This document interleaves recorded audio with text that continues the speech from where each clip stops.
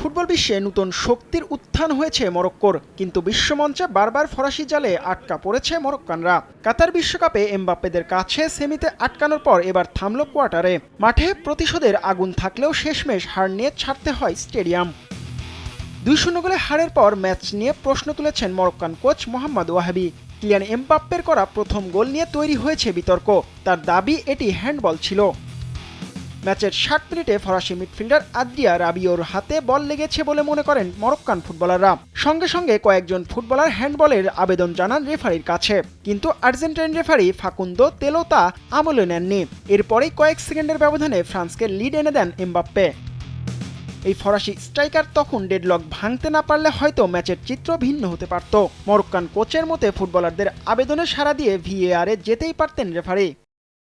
কয়েকজন খেলোয়াড় থেমে গিয়েছিল কারণ সেখানে হ্যান্ডবল হয়েছিল। নিশ্চিতভাবেই হ্যান্ডবল ছিল। আমি জানি না সেটির বাঁশি বাজানো উচিত ছিল কিনা, আমার কোনো ধারণা নেই। শেষ পর্যন্ত এমবাপ্পের ব্যক্তিগত প্রচেষ্টা থেকে গোলটি হয়।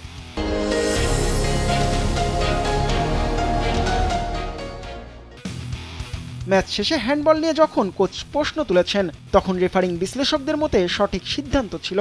বিশ্লেষক হুয়ান গুজম্যানের মতে দুটি কারণে রেফারির সিদ্ধান্ত মরক্কোর পক্ষে যায়নি। প্রথমত, হ্যান্ডবলটি অনিচ্ছাকৃত ছিল এবং গোলের সঙ্গে কোনো সরাসরি সংযোগ ছিল না।